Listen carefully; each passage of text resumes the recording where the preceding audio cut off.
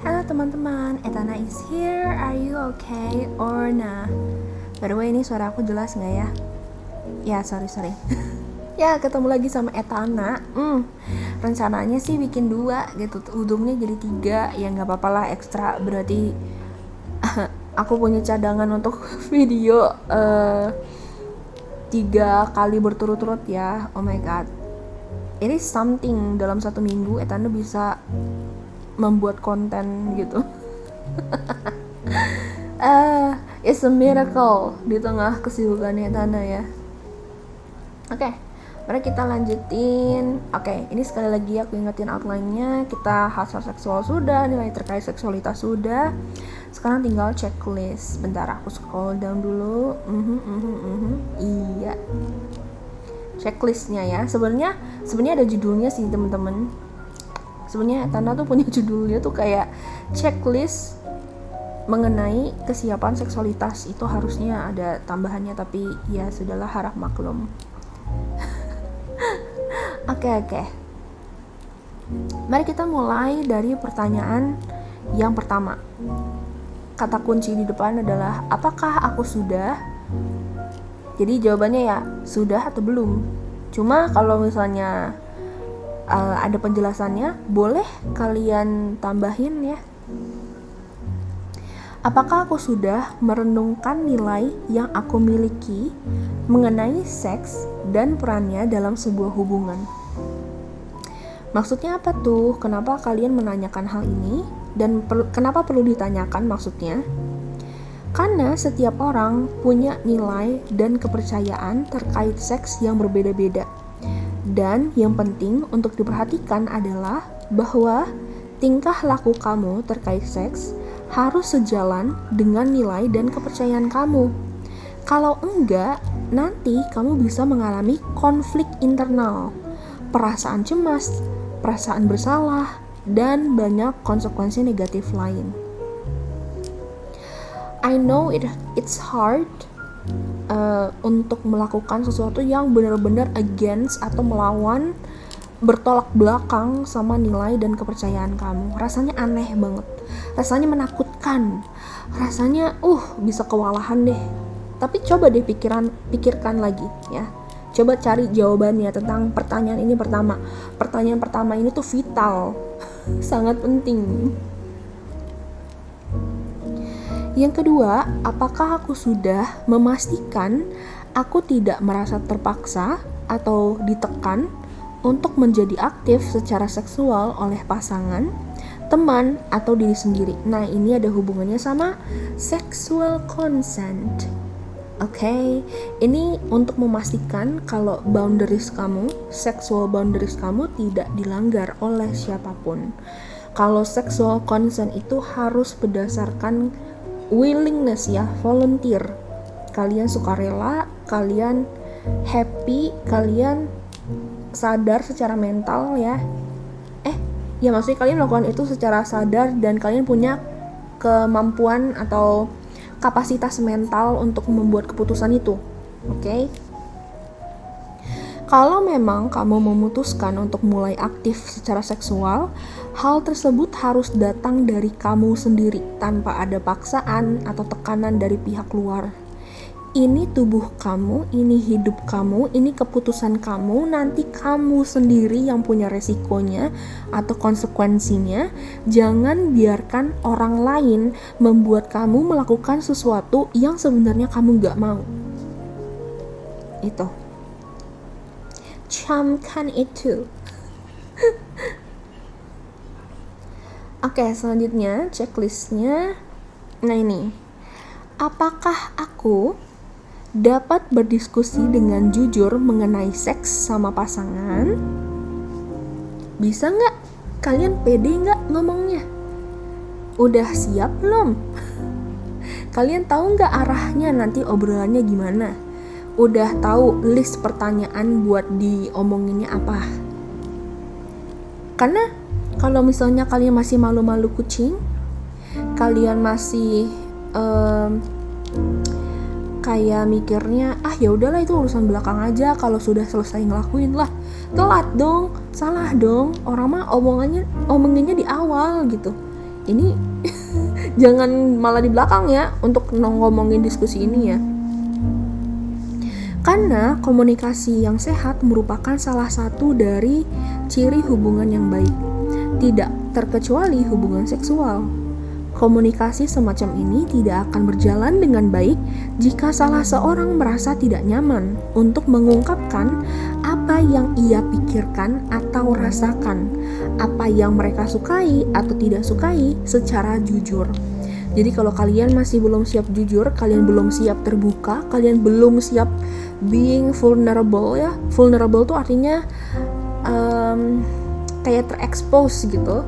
Ya, well, don't do sex then.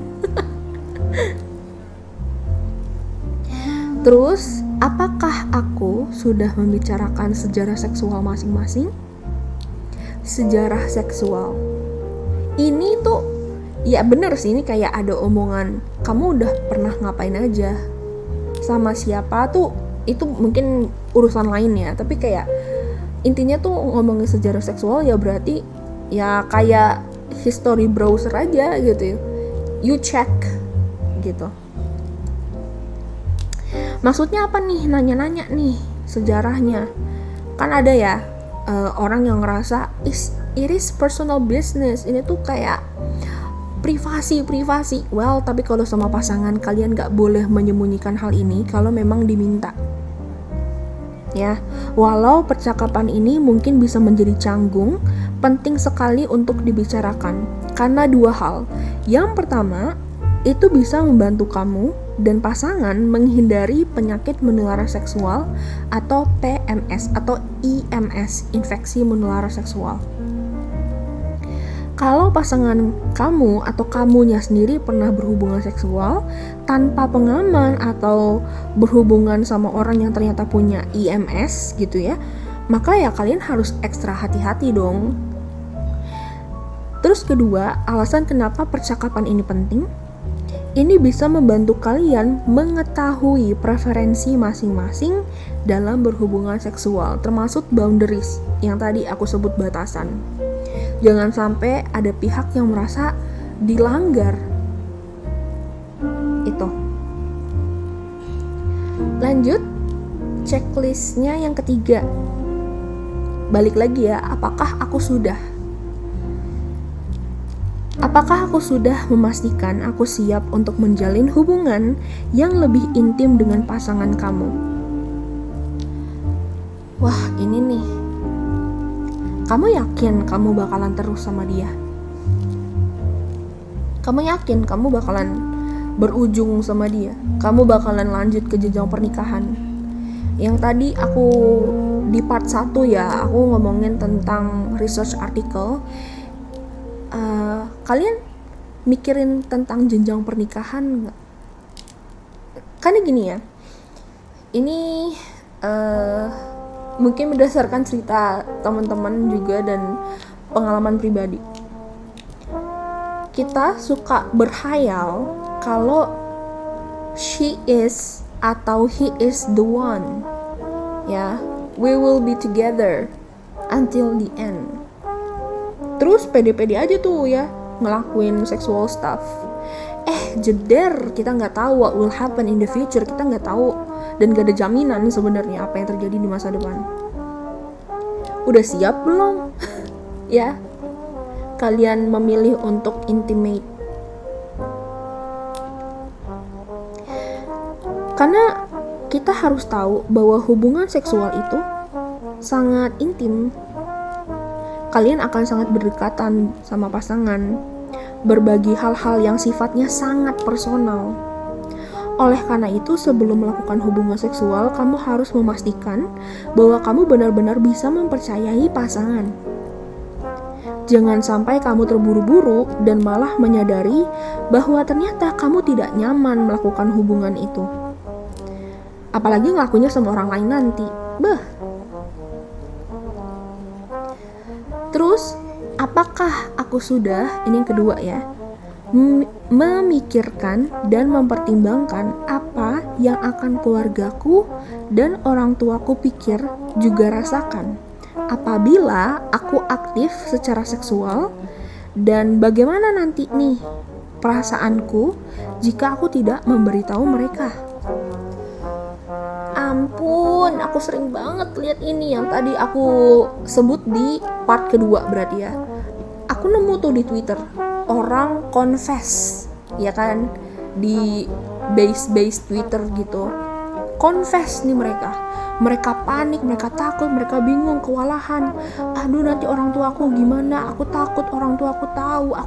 Aku nggak enak sama keluargaku. Aku malu nanti keluargaku gimana? Gitu-gitu. Kan ini hasrat seksual dan nilai seksualitas itu ada hubungannya sama tadi sosial, budaya.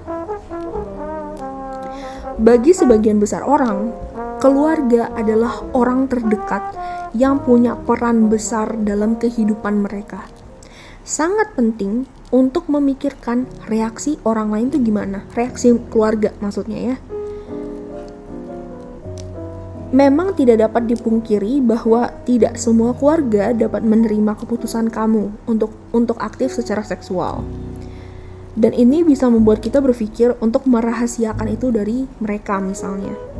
Namun, apakah kita benar-benar siap untuk tidak menceritakannya? Apakah kita mampu dan sanggup menanggung rahasia ini sendiri? Ya, menanggung beban ini sendiri. Pressure. Akan ada pressure nih tuh untuk keep silent, to keep our secret safe misalnya. Bagaimana jika kamu mengalami suatu hal yang tidak diinginkan, misalnya hamil atau terkena penyakit tuh atau infeksi ya? Apa yang akan kamu lakukan? Apakah kamu siap menghadapi resiko yang mungkin terjadi? Aku suka banget pertanyaan ini. Ini mengingatkan aku sama abstinence only sex education. Jadi dalam abstinence only itu adalah poinnya, emang kamu udah siap kalau misalnya nanti hamil atau kena penyakit? Karena ya nih udah siap ngadepin resiko. Jangan dianggap sepele teman-teman sama resiko atau konsekuensi.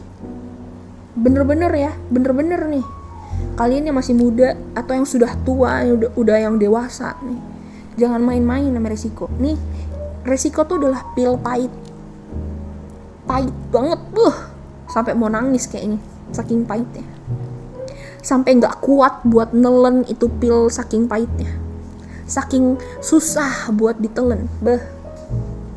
Jadi, kalau misalnya kalian mau enaknya doang tapi nggak mau sepetnya, nggak mau pahitnya, jangan harap.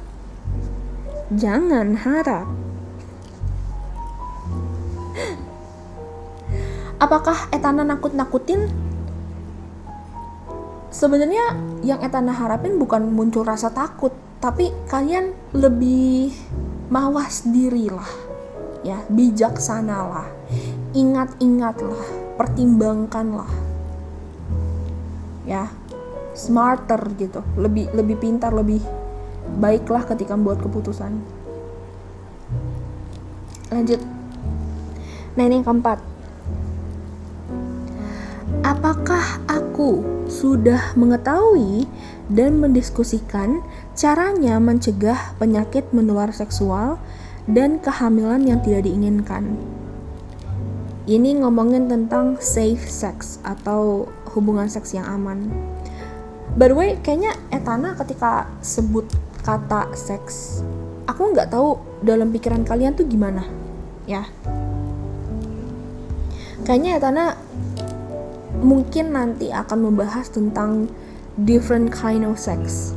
Tapi itu untuk awalannya aja ya, kayak bagian atasnya aja gitu. Etana nggak akan bahas secara detail tentang hal tipe-tipe seks itu sendiri. Cuma gini, karena apa yang kita anggap aktivitas seks belum tentu bagi orang lain itu aktivitas seks. Contoh, pegangan tangan itu aktivitas seks bukan?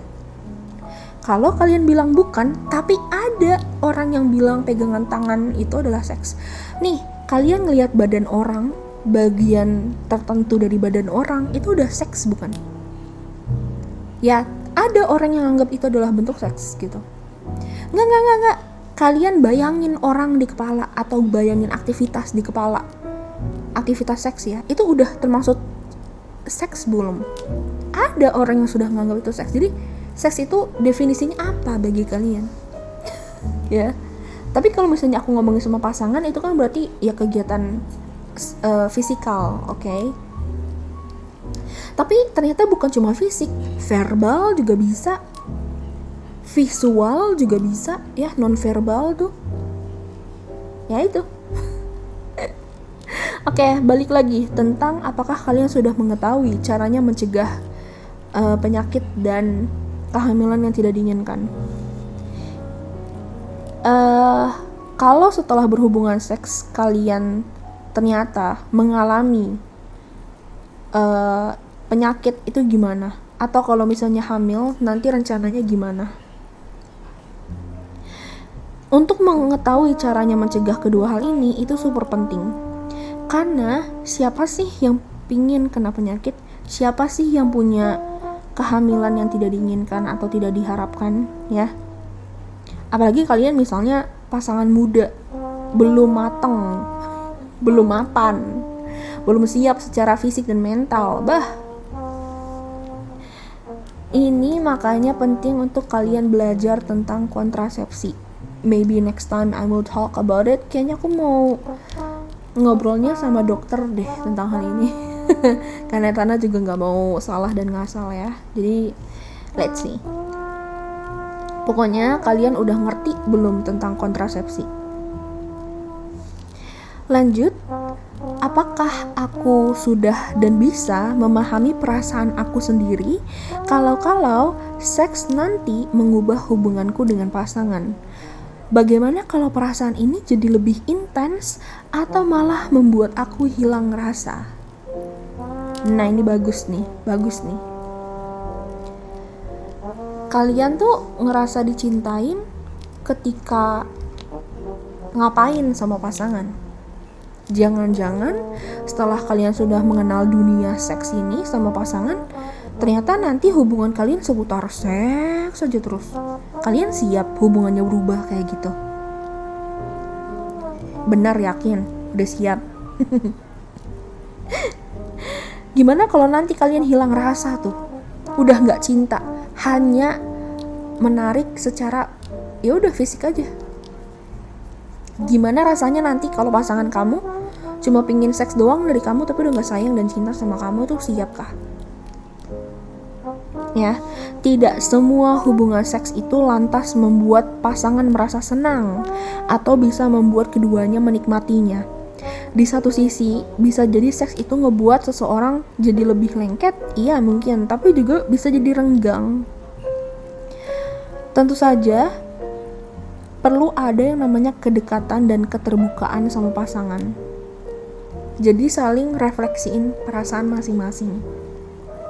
Karena jangan sampai nanti kamu ngerasa dipakai, ya I feel used misalnya, atau aku ngerasa dimanfaatin, aku ngerasa cuma dipakai tuh, ya. Jadi takutnya nanti kalian akan ada pikiran negatif tentang diri sendiri. Kalian malah self kritik yang jahat gitu ke diri sendiri. Karena dari mana tuh pikiran kayak gitu? Dari rasa nyesel. Rasa nyesel tuh gak enak teman-teman. Ya, kalian gak bisa turn back time. There is no turning over. Kalian gak bisa putar balik, kalian gak bisa narik kembali, kalian gak bisa kembali ke masa lalu, kalian gak bisa undone yang sudah dilakukan gitu. Undone tuh maksudnya ya tidak jadi ngelakuin, gak bisa. Atau istilah klasiknya adalah nasi sudah jadi bubur. Ya, oke. Dari checklist ini teman-teman, nah ini nih, hati-hati apa? Hati-hati terhadap bias kognitif ketika kita mikir ngambil keputusannya tuh gimana. Jadi itu ada namanya bias atensi. Ini bias yang hanya memperhatikan beberapa aspek dari suatu hal dan mengabaikan aspek lainnya. Misalnya, pasangan gak mau pakai kondom, bilangnya nanti gak enak, nanti gak puas, tenang aja gak usah takut gitu. Itu kan berarti mengabaikan tentang kontrasepsi dan mengabaikan tentang resiko penyakit menular seksual. Jadi ya atensinya ya cuma ke satu hal doang yang difokusin, yang penting enak. Tapi tadi gak mau nerima asemnya. Yang kedua, bias konfirmasi. Nah ini cenderung mencari atau menerima informasi yang mendukung keyakinan atau opini sendiri dan mengabaikan informasi yang tidak mendukung lainnya.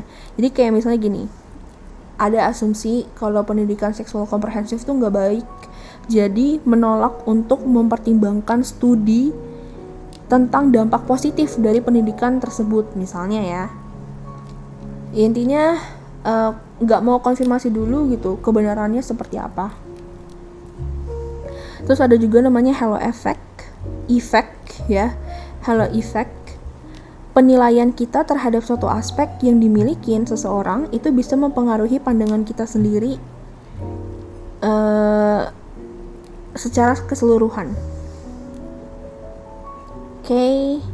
Misalnya, menilai seseorang yang melakukan aktivitas seksual sebelum nikah itu telanjur, udah nganggep buruk, jahat, rusak, kotor, hina, jijik, rendah. Nah, itu kan berarti halo effect banget gitu. Jadi, padahal aktif secara seksual itu tidak membuat seseorang otomatis jahat atau tidak membuat seseorang otomatis rendah. Well, don't be mean and don't be rude. Intinya urus masing-masing aja lah ya terkait seksualitas. Nah, terus gimana tuh biar kita bisa mengurangi bias kognitif seperti 3 hal tadi? Yang pertama, kita harus mempertimbangkan faktor yang mempengaruhi keputusan kita. Apakah ada pengaruh yang bisa ngebuat kita itu membuat pilihan terbaik? Terus kedua, fokus untuk menantang bias. Nah ini, apakah ada faktor yang terlewat? Apakah kita mengabaikan informasi yang penting, yang relevan? Gimana pandangan kita? Dan tentunya, biar kita tahu kalau kita bias, ya sadari kita sedang bias. And yeah, sometimes I realize nih ketika lagi ngomong, Etana juga bias sebenarnya. So I'm so sorry if I said something wrong and maybe it's not suitable for you. If you are disagree, yeah, that's fine and I'm sorry. Or ya tadi ini contoh tuh lagi sadar bias ya teman-teman. Oke, kalau gitu terima kasih for your attention. Makasih sudah sampai ke video ini. Good job for you guys, sudah melalui 3 video ya, sudah nonton 3 video, sudah menyimak 3 hal. Semoga bermanfaat dan aku harap kalian bisa selain mengingat ya, kalian juga paham apa yang Etana omongin. Kalian bisa menceritakan kembali video Etana ke orang lain. You know what, I'm really happy if you can make a discussion based on my video. It will be an honor for me, gitu ya, if I facilitate you guys to discuss this with your friend, with your partner, with your parents, or with your sibling. Terus yang terakhir, aplikasikan di kehidupan sehari-hari. Ya kalian sendiri kan pelakunya. Ya itu. Alright teman-teman, I see you again di video selanjutnya and goodbye.